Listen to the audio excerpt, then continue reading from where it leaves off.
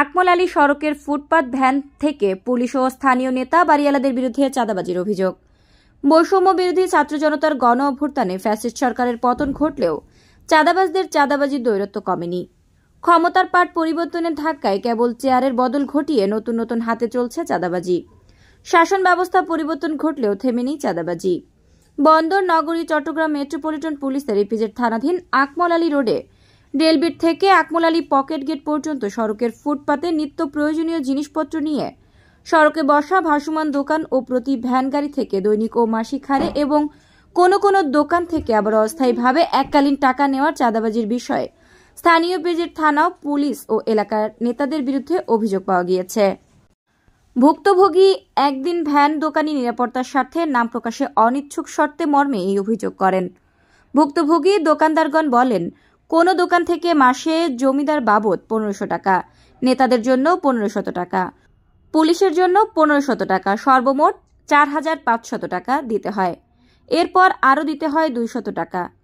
Night guard বিল 50 টাকা, city corporation বিল, এরপরে আবার 1000 টাকা চায় অগ্রিম।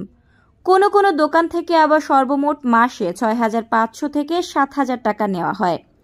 আরেকজন দোকানদার বলেন, 150 থেকে 200 টাকা প্রতিদিন, পুলিশ বাবদ 5000 টাকা থেকে 7500 টাকা পর্যন্ত নেওয়া হয়। একইভাবে নেতাদের জন্য 7500 টাকা নেওয়া হয়। এলাকাবাসী বলেছেন, চাঁদাবাজি সমাজের একটি ভয়ানক ব্যাধিতে ও সংস্কৃতিতে পরিণত হয়েছে।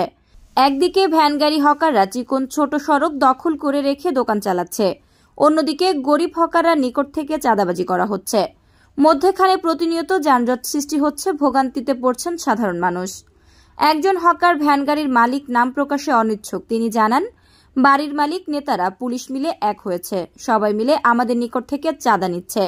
কয়েকদিন আগে শুধু নেতাদের জন্য টাকা নেওয়া হতো, পরে পুলিশ এসে কয়েকবার দোকান বন্ধ করে দেওয়ার পর এখন পুলিশের জন্য টাকা নেওয়া হয়।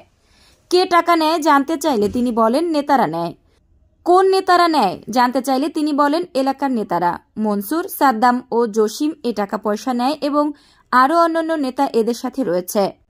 হকার ও এলাকাবাসীর দেওয়া তথ্য, মুঠোফোন নাম্বার মনসুরের নিকট চাঁদাবাজি ও তার নিজ মালিকানাধীন জোয়ার বিষয়ে জানতে চাইলে তিনি কোনো সঠিক উত্তর না দিয়ে সরাসরি কথা বলবেন বলে জানান। মনসুর ও মিন্টু দুজনে নতুন করে গত 2/1/2025 খ্রিস্টাব্দে আকমল আলী সড়ক সংলগ্ন সালমান ভবন রোডে পিন জুয়া চালু করেছেন। এর দায়িত্বে রয়েছেন দেহ ব্যবসা পরিচালনাকারী নিপার স্বামী খোরশেদ। এ বিষয়ে ইপিজেড থানার অফিসার ইনচার্জ মোহাম্মদ আক্তারুজ্জামানের নিকটে জানতে চাইলে তিনি বলেন, আমি বেশ কয়েকবার ফোর্স পাঠিয়ে দোকান তুলে দিয়েছি এবং টাকা পয়সা লেনদেনের বিষয়ে আমি অবগত নেই, কিংবা আমরা কোনো টাকা পয়সা নিচ্ছি না। পরবর্তীতে বিষয়টি সম্পর্কে অবগত করে সহকারী পুলিশ কমিশনার বন্দর জোন মাহমুদুল হাসানের নিকটে জানতে চাইলে তিনি বলেন, এ ধরনের কোনো অভিযোগ আমাদের কাছে নেই, তবে ঘটনার সত্যতা পাওয়া গেলে অবশ্যই ব্যবস্থা নেওয়া হবে।